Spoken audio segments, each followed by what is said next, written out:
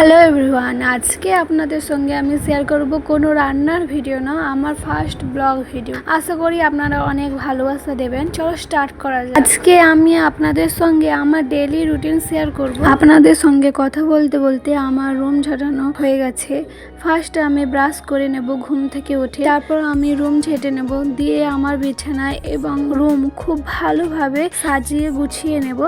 আপনারাও নিশ্চয়ই আপনাদের রুম, বেডরুম খুব ভালোভাবে সাজিয়ে গুছিয়ে রাখেন। আমার অ্যাসিড হয়েছিল, তাই আমি এখানে অ্যাসিডের ওষুধ খেয়েছি। ব্রেকফাস্টে খেয়ে নেব চা বিস্কুট। আমার ক্রিম কাকারের বিস্কুটটা খেতে এত ভালো লাগে না, বাট কি করব, বাড়িতে এই বিস্কুটটাই পড়ে আছে। আজকে ক্রিম কাকার বিস্কুট দিয়ে চা খেয়ে নেব। আজকে বাড়িতে খিচুড়ি বানিয়েছিলাম, খিচুড়ি খেয়ে নেব। খেয়ে নিয়ে রান্নার জন্য প্রস্তুত করব। রান্নার জন্য আজকের আমাদের মেনু হচ্ছে পটল আলু বানিয়ে নেব। আজকে পটল আলু ভাজা করব, আর করব ইলিশ মাছের ডিম, ডাল, সবজিগুলো বানিয়ে পরিষ্কার করে নেব জায়গাটা।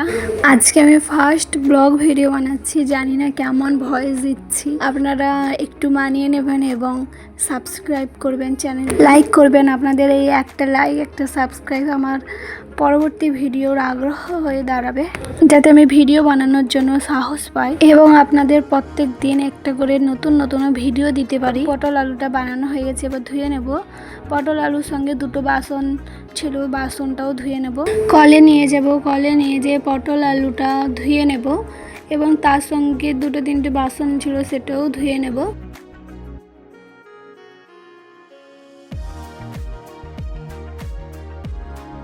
ফার্স্ট ব্লগ ভিডিও করছি, ফোনটা ধরতে খুবই অসুবিধা হচ্ছে, এক হাতে ধরে রেখে এক হাতে ধুতে পারছি না, খুবই প্রবলেম হচ্ছিল ফার্স্ট। এইভাবে হয়তো প্রবলেম হয়, আস্তে আস্তে ঠিক লিখে নেব। আপনাদের সঙ্গেও শেয়ার করব আমি কি কি করি ডেলি, প্রত্যেক দিন আমি কি কি করি আপনাদের সঙ্গে শেয়ার করার চেষ্টা করব। এইভাবে আপনারা আমার পাশে থাকবেন এবং লাইক সাবস্ক্রাইবটা প্লিজ করে যাবেন। আপনাদের সঙ্গে কথা বলতে বলতে প্রায় আমার পটল আলু ভাজাটা ধোয়া হয়ে গেছে। এবার বাসনগুলো ধুয়ে নেব মেজে। জানি না আমি ঠিকঠাকভাবে ভিডিওটা ক্যাপচার করতে পারছি কিনা।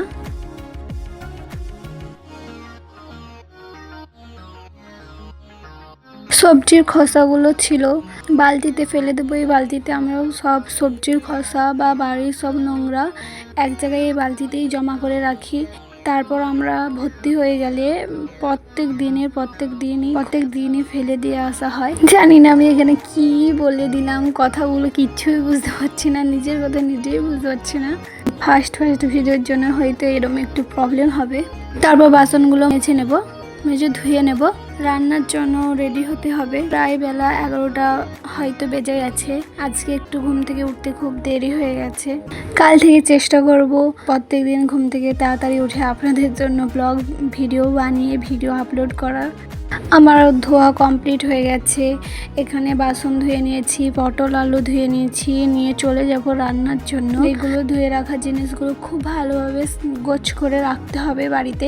জিনিসপত্র গুছিয়ে রাখলেই তো বাড়িটা সুন্দর দেখতে লাগে, তাই না? চেষ্টা করব যতটা গোছানো যায়।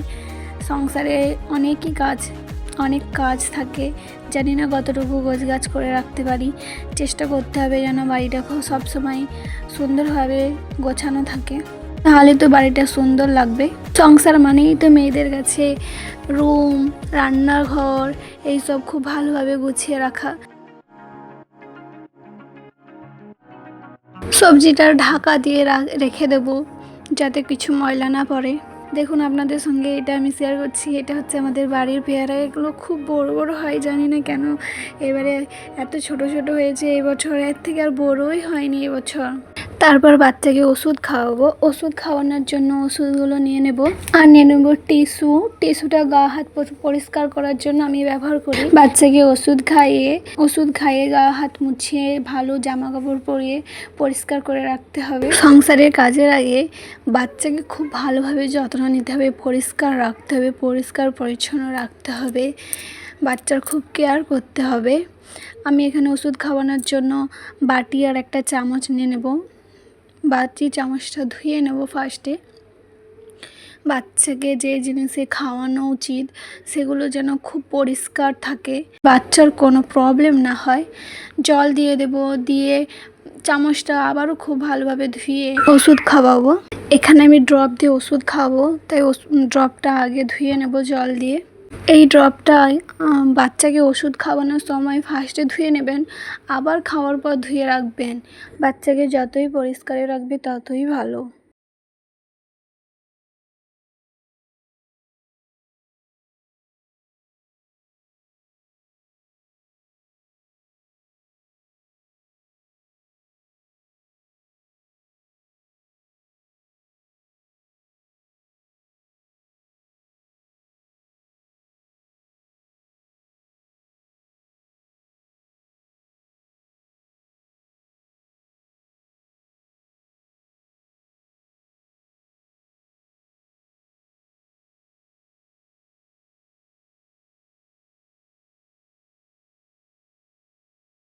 আজ আপনাদের আমাদের বাড়ির গাছ একটু ঘুরে দেখালাম। দেখুন, এটা হচ্ছে লেবু গাছ। এটা কি লেবু আপনারা কমেন্টে জানাবেন এটার নাম কি। এই লেবুটা আমাদের বাড়িতে হলে গাছটায় খুব খুব পরিমাণে লেবু হয়। দেখতেই পাচ্ছেন কতগুলো লেবু আছে। এই লেবুটার নাম কি এবং এই লেবু দিয়ে কি কি করা যায়, কি কি রান্না করা যায়, কিভাবে খাওয়া যায়, অবশ্যই কমেন্টে আমাকে জানাবেন। এই লেবুটার কি উপকারিতা। বাড়ির সামনের ফ্রন্টে এই গাছগুলো লাগানো আছে। এই গাছগুলোর নাম কি বলুন দেখি তো। এই গাছগুলোর নাম কে কে বলতে পারে।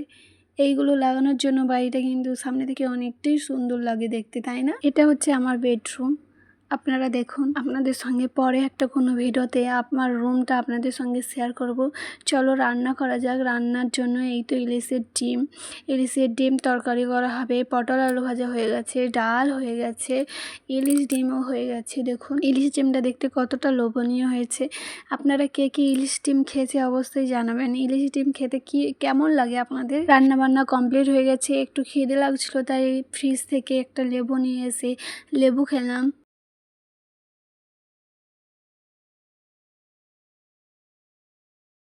এটা আমাদের বাড়ির আরেকটা পেয়ারা গাছ। দেখুন পেয়ারাগুলোতে কত পোকা লেগে গেছে। এতগুলো পেয়ারা সব বাদ হয়ে গেছে পোকা লেগে। কিছুই আমরা খেতে পারলাম না, এত পরিমাণে পোকা হয়েছে।